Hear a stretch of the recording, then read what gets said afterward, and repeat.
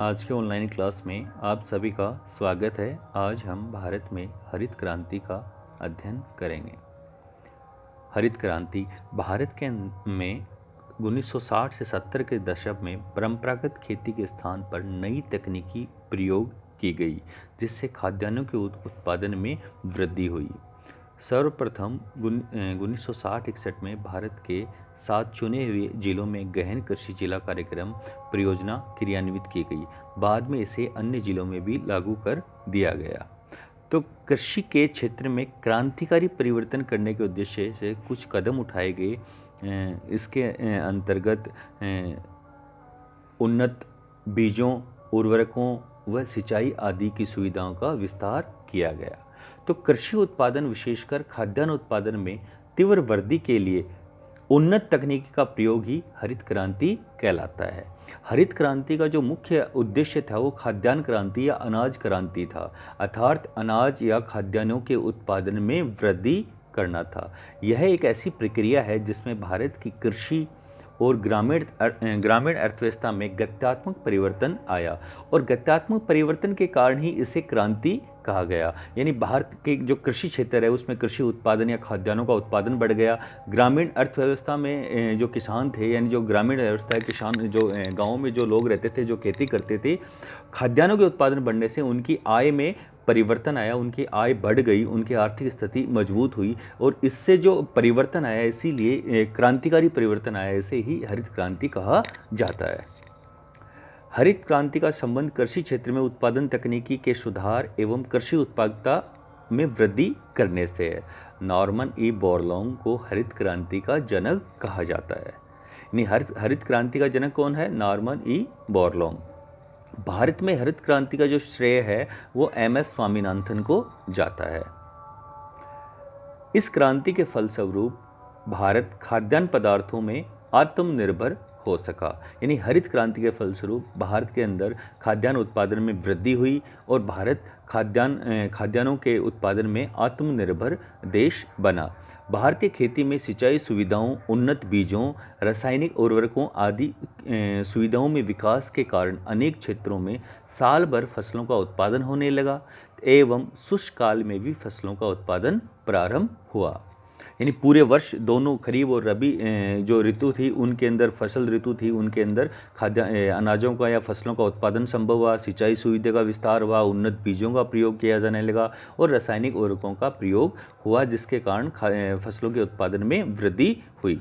फसलों की निश्चितता व लगभग साल भर ग्रामीण वातावरण में हरे भरे पारिस्थितिकी के उत्पन्न होने के कारण ही इस प्रक्रिया को हरित क्रांति कहा गया है। इस क्रांति की शुरुआत 1960 के दशक के प्रारंभिक चरण में हुई। इस चरण में गेहूं, मक्का, ज्वार, बाजरे आदि के संकर बीजों का प्रयोग किया गया। यानी प्रारंभ के अंदर जो खाद्यान्न थे, जो गेहूं है, मक्का है, ज्वार है, बाजरा है, इनके संकर या उन्नत बीजों का प्रयोग किया गया। मुख्य रूप से गेहूं की फसली क्षेत्र उत्पादन, प्रति हेक्टेयर उत्पादन में बहुत अधिक वृद्धि हुई, इसलिए इसे गेहूं क्रांति या व्हीट रिवॉल्यूशन ऑफ इंडिया भी कहा जाता है। इसी के फलस्वरूप भारत 1970 के दशक में खाद्यान्न पदार्थों के आयातक देश से निर्यातक की स्थिति में आ गया। यानी इस हरित क्रांति के फलस्वरूप ही भारत के अंदर खाद्यान्नों का उत्पादन बहुत अधिक हो गया। इससे पहले भारत खाद्यान्नों का आयात करता था, लेकिन इस क्रांति के फलस्वरूप या हरित क्रांति के फलस्वरूप या रासायनिक उर्वरकों के प्रयोग, उन्नत बीजों के प्रयोग, सिंचाई सुविधा के विस्तार के कारण भारत खाद्यान्न उत्पादन में आत्मनिर्भर देश बन गया। हरित क्रांति के मुख्य घटक में अधिक उपज देने वाले उन्नत बीजों का प्रयोग, रासायनिक उर्वरकों का प्रयोग, सिंचाई सुविधा का विकास हुआ, कृषि में मशीनीकरण का विस्तार हुआ, बहुफसली कार्यक्रमों को अपनाया गया, भूमि संरक्षण, भूमि सुधार कार्यक्रम अपनाए गए, आदि जो कारक हैं या आदि ये घटक हैं जो हरित क्रांति के घटक थे। विशेषताएं: हरित क्रांति एक क्षेत्रीय क्रांति थी। यानी हरित क्रांति की एक सबसे बड़ी विशेषता थी कि एक क्षेत्र विशेष में ही इसका लाभ हुआ। इसका लाभ मुख्यतः पंजाब, हरियाणा, पश्चिमी उत्तर प्रदेश और राजस्थान के गंगानगर जिलों को मिला। इसके कई कारण थे और इस एक क्षेत्र विशेष के अंदर ही इसका लाभ मिलने के कारण इसे क्षेत्रीय क्रांति भी कहा जाता है। इस प्रदेश में सर्वप्रथम 1960 और 64 में प्रायोगिक स्तर में संकर बीजों का प्रयोग हुआ था। यानी सबसे पहले इसी क्षेत्र में पंजाब, हरियाणा, पश्चिमी उत्तर प्रदेश और राजस्थान के गंगानगर जिले हैं, वहाँ पे ही सबसे पहले संकर बीजों का प्रयोग प्रारंभ हुआ। पंजाब प्रथम राज्य था जहाँ 1967 के में सभी जिलों में उन्नत बीजों का प्रयोग हुआ। यानी भारत का एकमात्र ऐसा राज्य था पंजाब जहाँ 1967 में सभी जो उसके जिले थे वहाँ पे उन्नत बीजों का प्रयोग किया गया। इस क्षेत्र में नहरी सिंचाई का विकास हुआ जो संकर बीजों के लिए आवश्यक थी। यानी जो पंजाब, हरियाणा है, पश्चिमी उत्तर प्रदेश है, राजस्थान का जो गंगानगर जिला है, वहाँ से नहरी सिंचाई की सुविधाओं के विस्तार के कारण उन्नत बीजों का अधिक प्रयोग किया जाने लगा, क्योंकि जो उन्नत बीज थे उन्हें अधिक सिंचाई की आवश्यकता होती थी। भाखड़ा नागल बहुउद्देशीय परियोजना से बाढ़ नियंत्रण, नहरी सिंचाई सुविधा, सस्ती वाणिज्य ऊर्जा प्राप्त होने लगी। इससे इस क्षेत्र को लाभ प्राप्त हुआ। यह वह प्रदेश था जहां भूमि सुधार कार्यक्रम बहुत हद तक सफल रहे, अतः क्षेत्र में भूमि तनाव से मुक्त था। यानी जो पंजाब है वहाँ चकबंदी आदि भूमि सुधार कार्यक्रमों को अपनाया गया, जिसके कारण यहाँ पे ये क्षेत्र जो है वो भूमि तनाव से क्या था, मुक्त था।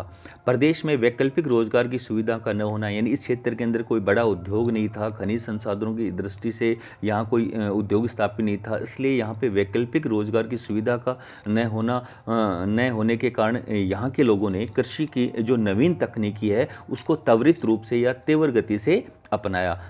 राजनीतिक और प्रशासनिक प्रतिबद्धता, पंजाब सरकार ने किसानों को संकर बीजों और रासायनिक खादों पर आर्थिक अनुदान दिया। यानी इस क्षेत्र जो पंजाब और हरियाणा राज्य की जो सरकारें थी उन्होंने किसानों को खाद और जो बीज थे उन पर आर्थिक अनुदान दिया, जिससे यहाँ के किसानों ने इस कृषि तकनीकी को तीव्र गति से या त्वरित रूप से अपनाया। उपरोक्त कारणों से भारत का उत्तरी पश्चिमी मैदान या हरित क्रांति का क्षेत्र बन गया। अन्य राज्यों में हरित क्रांति के सफल नहीं होने के कारण, यानी इस पंजाब, हरियाणा, पश्चिमी उत्तर प्रदेश और राजस्थान के जो गंगानगर, हनुमानगढ़ जिले थे, यहीं ये क्रांति सफल हुई। इसके अलावा अन्य राज्यों में, अन्य क्षेत्रों में, भारत के अन्य क्षेत्रों में सफल नहीं रही। इसके मुख्य कारण ये थे कि सिंचाई सुविधाओं का अभाव था उन क्षेत्रों में, भूमि सुधार पर ध्यान नहीं दिया गया तथा किसान जोखिम नहीं लेना चाहते थे। इसके अतिरिक्त अन्य राज्यों में पर्यावरणीय परिस्थितियां बहुत अनुकूल नहीं थी, सरकारी सहयोग और प्रशासनिक प्रतिबद्धता का अभाव था, आदि मुख्य कारण थे। इस कारण से अन्य क्षेत्रों में हरित क्रांति है वो सफल नहीं रही। धन्यवाद।